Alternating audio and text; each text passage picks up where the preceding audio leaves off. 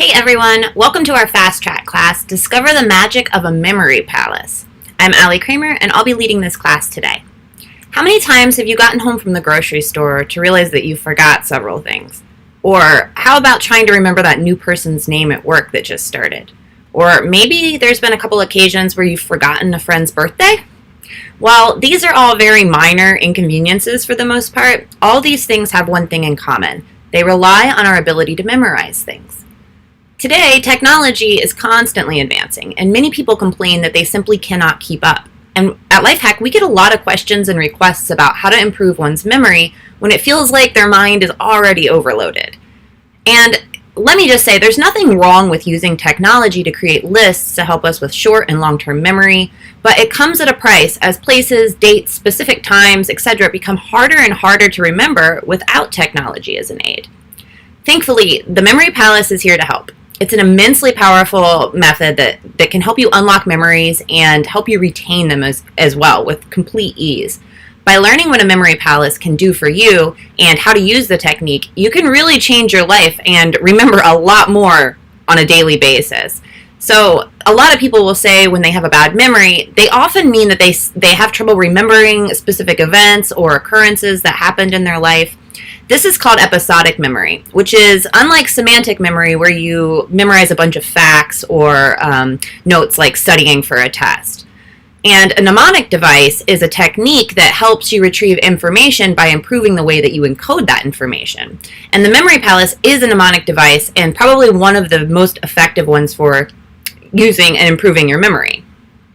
So what is a memory palace? Another name for this technique you've probably heard of is the method of loci, or even the mind palace, though many people refer to it as the memory palace. It's simply a memorization technique that was first developed in ancient Greece.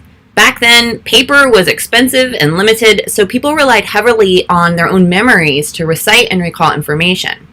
And this method helps you memorize multiple items in a specific order by associating each one along like a location or a route that is extremely familiar to you. So many people see a memory palace as a metaphor for any sort of place that you can visualize and the places inside it that you can use as keys to help get you there. It's essentially a place that you can go in your mind to recall vivid memories and then apply them in the real world. So I think the big question here is, does it really work? And the answer is emphatically yes. One example to look at is Dominic O'Brien. He was an 8-time world memory champion who used this method all the time. Through this method, he was able to memorize 54 decks of cards in sequence while only have seen each card one time. So again, 54 decks of cards. Only saw one card or each card one time and he could memorize them all. That's 2,808 cards that he memorized. All of them. And think about the number pi. A lot of people find it fun to memorize all of the numbers within the number pi, and it's an endless number, right? So a lot of people do this, and they do it for fun, and it is fun, but they might stop at like 20 or so numbers after the decimal.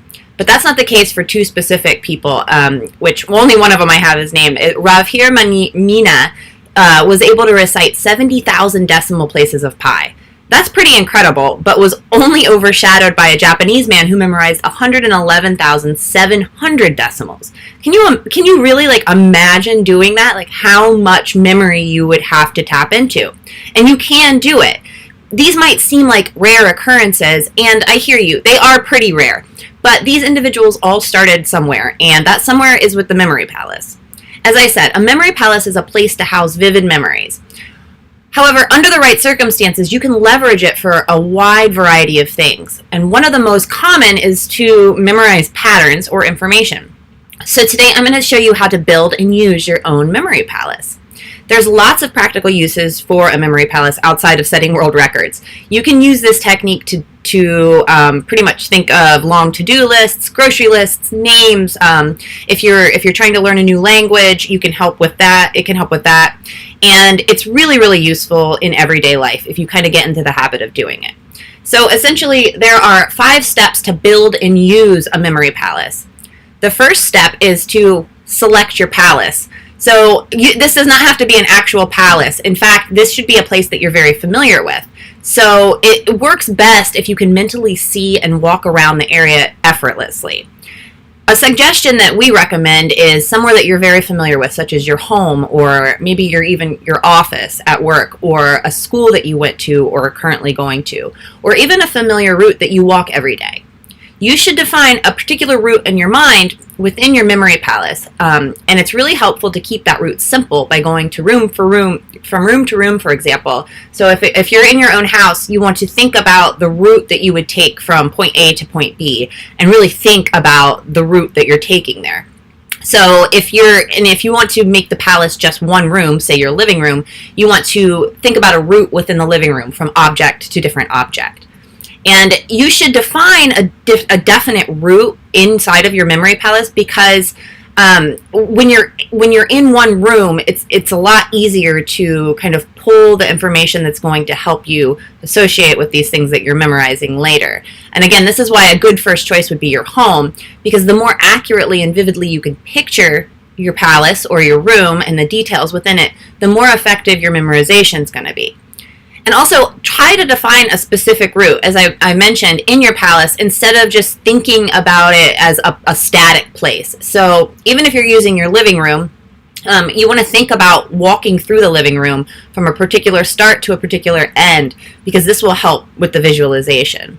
It's going to be a lot more powerful, because you're going to be able to recall items in a specific order, and I'll explain a little bit more in the next step.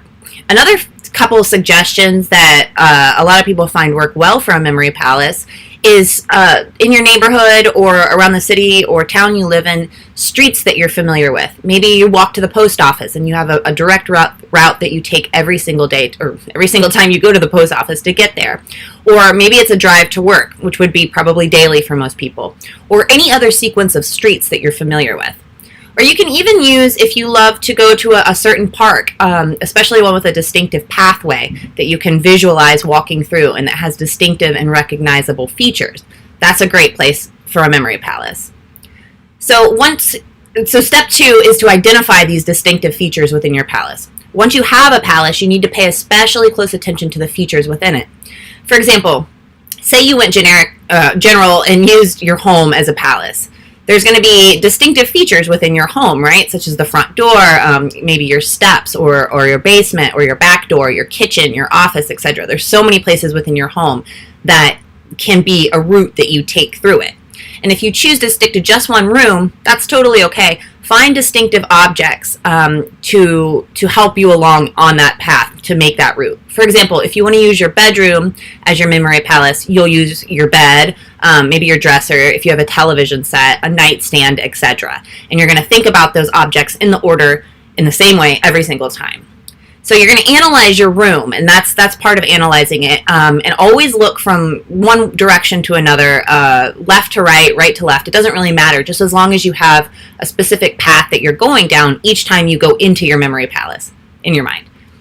And then think about the things in your memory palace that kind of capture your attention.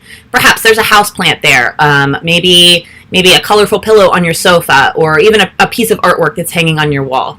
Anything that is distinctive that you can kind of put there as a mental note that thing is there, it's along the route in your memory palace. And what this means is, the idea behind all of this is you're creating what's called memory slots, and these slots are these distinctive features. So these clues are going to help you memorize things, because they'll contain a single piece of information to help jog your memory when you're trying to remember something. By paying close attention to the actions and details around the area, you can create more memory slots, which is really cool. So step 3 then is to imprint your palace. And this is important, because for this to have any effectiveness, you need to have both the place and the route within the place, within your palace, 100% imprinted in your head. So for those of you who are really exceptional at visualization, this shouldn't be a huge struggle at all. Maybe you're even getting excited about this idea. Though I know that there's a lot of people out there that struggle with visualizing, and it's important to consider these tips as you go along. First and foremost, remember that visualization is a skill and it takes practice. You will get better at it. Just don't give up on this. It's a great way to get you started in this memory palace exercise. And then another thing that you want to do is kind of take that route, instead of just keeping the palace in your mind, actually walk that route. Walk through your living room, walk to the post office, walk around your office, whatever that memory palace is. Walk around and notice what's around you, those details, those memory slots. And another thing that can really help is, once you've done that list, selected features on a piece of paper, actually write it down and then mentally walk through them again. So you have a reference point from the point A to point B to point C to point D in your memory palace. And again, always look at the features from the same direction. This will help immensely when you're trying to memorize something. If you're constantly jumping around, it's not going to help as much. So to continue to make the same route and take the same route when you're in your memory palace. And when you finally think that you have your memory palace memorized, so this is essentially an exercise about, say it's your bedroom, say it's your home, whatever, you're going to memorize that route, you're going to write it down, you're going to really get familiar with it, you're going to note these special objects, these features that are going to become memory slots. And once you do this, give yourself a break. Don't keep doing it over and over again. Go through it and then give yourself a break and then come back to it a little bit later. Because one study from Purdue University found that quizzes or any type of information that you retain spread out over periods of time actually improves retaining that information. So let your brain rest and then go back to it a little bit later.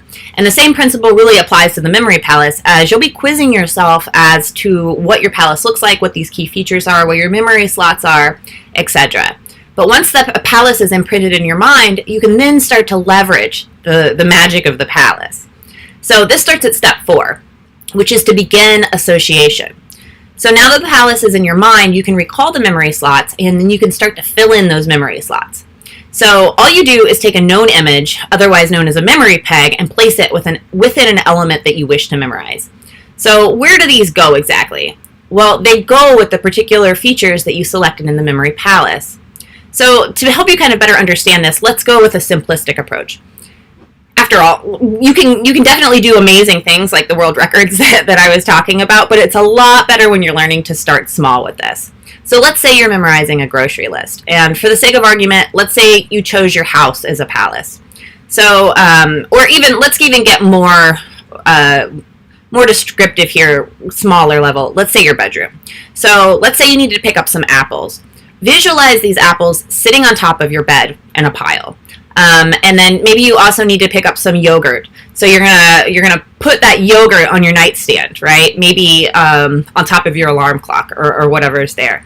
And then say you need to get some ground beef. So you're gonna visualize the ground beef covering maybe your dresser or sitting on top of your television set. Lots and lots of ground beef. Just imagine this visual in your mind.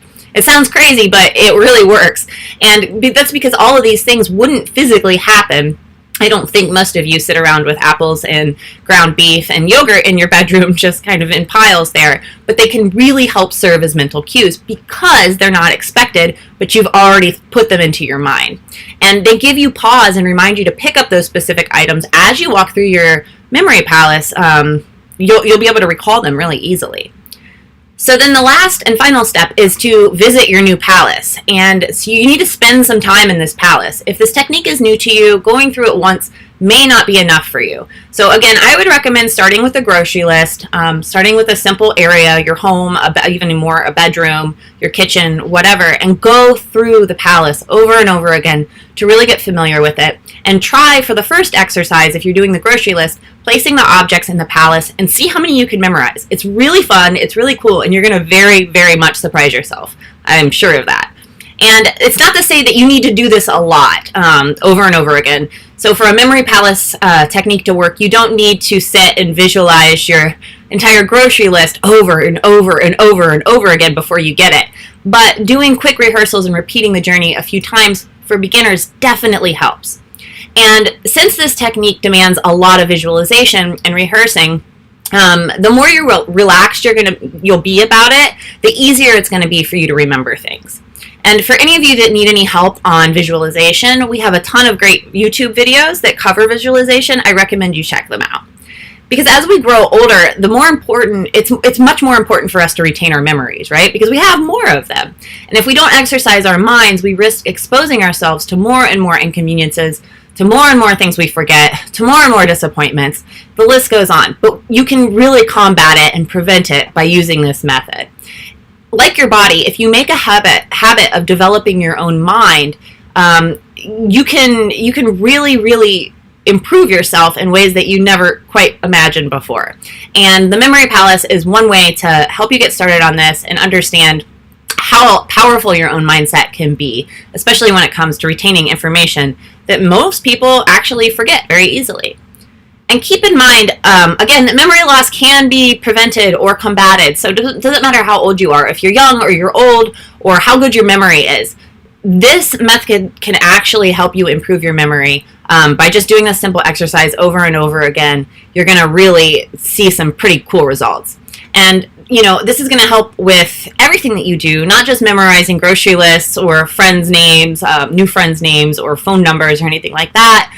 It really will maximize your potential for learning, and therefore you're going to be able to take yourself to the next level. Think about learning a foreign language, how this method could help you there, or learning new knowledge and then putting that knowledge into practice. It's amazing what can happen with this. It's pretty cool. So a lot of people haven't heard about the Memory Palace, and it's been implemented a bunch by people that are very successful with memorization, and I recommend that you try it out too. Again, just go through all the steps and just keep practicing it. Another great way to improve your memory is to sign up for our course, Learn Anything Fast. We talk a lot about memory, we talk a lot about learning styles, and in this course you're going to really rediscover what learning means to you.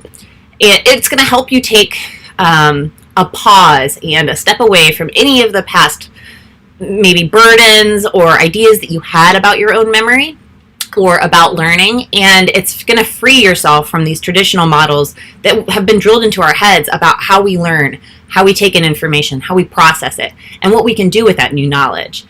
What's cool about this course is it really resets your initial state and helps you rediscover your own unique passion for learning and the method to get there. This course is about more how to learn effectively and not how to just obtain knowledge or improve your memory for the sake of knowing things. Learning with intention means to make positive changes that's deliberate to create your own learning framework. And it's going to empower you to learn with intention and acquire new skills pretty much on demand. Our course, Learn Anything Fast, comes with a full curriculum and some really cool bonus items, including guided meditations, which are going to really help take your learning capacity to the next level. In this course, you're going to learn how to design your own learning system that's optimized for your needs, apply efficient methods to quickly acquire new skills, basically on demand, and you're also going to identify key points that you need to master, and you can kind of ignore the rest of the noise that maybe has prevented your memory from being at its best or your learning skills from being where they need to be. And this is going to help you internalize these skills and make them a part of you, so you're not going to have any worries about your memory or about your capacity to learn anymore. Another thing that we teach is about feedback loops, which is really integral to learning, and especially with your memory. And you're going to learn how to learn effectively, basically in half the time with half the effort. It's a really cool program. I recommend it. So check out the link that I've included in the YouTube description and claim this special offer for yourself. This is for all of you watching this class. I know you're interested in memory, which is really cool. This is one way to take it to the next step after you've implemented your Memory Palace.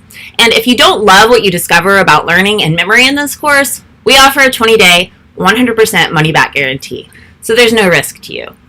I hope you all take me up on this offer and untap the best potential you have within yourself towards learning new skills and developing new talents. Thank you all for joining me today, and I hope you use the Memory Palace method to improve your own memory. Let me know in the comments if it works for you. I'm really curious. See you in the next class.